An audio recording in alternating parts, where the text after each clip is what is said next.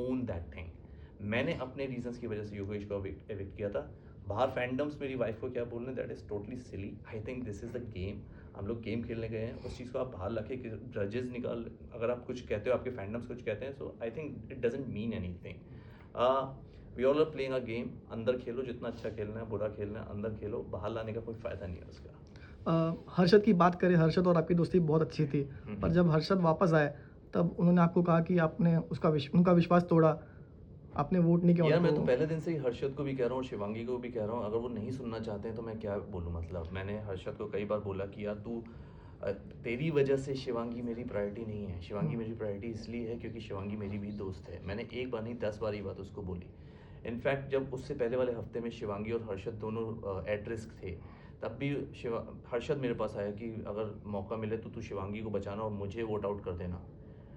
हर बार वो यही कहता था और मुझे ऐसा लगता था if you not playing for the game तो फिर उसका फ़ायदा नहीं है। और मैंने शिवांगी से भी ये बात बोली कि आपकी प्रायोरिटी हर्षद है, हर्षद की प्रायोरिटी आप, वेयर डू आई स्टैंड। कल को मान लो अगर हम 3 लोग फिनाले में खड़े हैं, हर्षद आपको बचाएगा, आप हर्षद को बचाओगे, मुझे आप वोट आउट कर दोगे, फिर हर्षद बैक स्टेप ले लेगा, Shivangi will be the winner.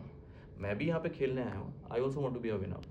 तो मैंने ये चीज़ उनको 10 बार क्लियर की। लेकिन अगर आप एक बात बताओ, कल को जब हर्षद को लेकर आए वापस और हर्षद ये मुझे कहता है कि धीरज, उसने मुझे, अगर इतनी ही परेशानी थी तो उसने मुझे क्यों नहीं चुना एज अ चैलेंजर। मुझे चुनता है and then we should have a task together.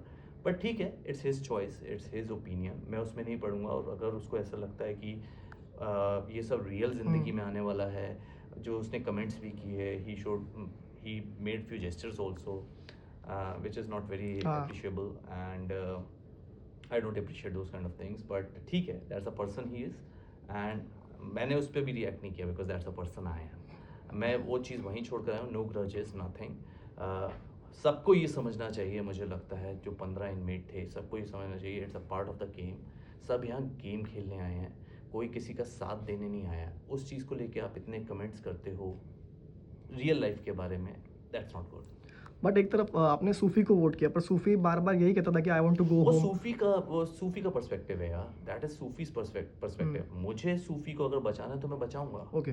Sufi was my dependent और मैंने हमेशा पहले दिन से ये कहा कि सूफी के साथ मेरा एक बॉन्ड है from the very first day. जब मैं उससे मिला, वो 22 साल का बच्चा है, लड़का है, और उसके साथ मेरा बहुत अच्छा बॉन्ड है। उसके बाद हम लोग सेलमेट भी बने, then he became my dependent. तो मेरी रिस्पॉन्सिबिलिटी और बढ़ गई और मुझे किसी को कोई रीज़न नहीं देना है, मतलब इनमेट्स को, कि मैंने सूफी को क्यों बचाया और योगेश को क्यों नहीं बचाया। That's my choice. मेरे पास पावर है, मैं किसी को भी बचाऊं। Why should I. योगेश ने जो बात बोली कि मैंने उसे बैक स्टेप किया, शायद वो भूल गया कि जब मिड वीक एविक्शन हुआ था तब भी योगेश का नाम लिया था मैंने आकांक्षा चौधरी को बचाया था, मैंने तब भी योगेश और माधुरी जी का नाम लिया था। तो उसको ये याद रखना चाहिए कि मैंने योगेश को तब भी एट रिस्क ही डाला था और एविक्ट करने की बात कही थी। वो बात कल जो वो टास्क में आया उसने यही बात बोली कि back stabbing and all. Why should I do back stabbing. जो मुंह पे मैं तो बोल रहा है, come on you can say anything, but मतलब ऑडियंस इज वॉचिंग इट, सब देख रहे हैं कि मैंने जो किया मुंह पे किया।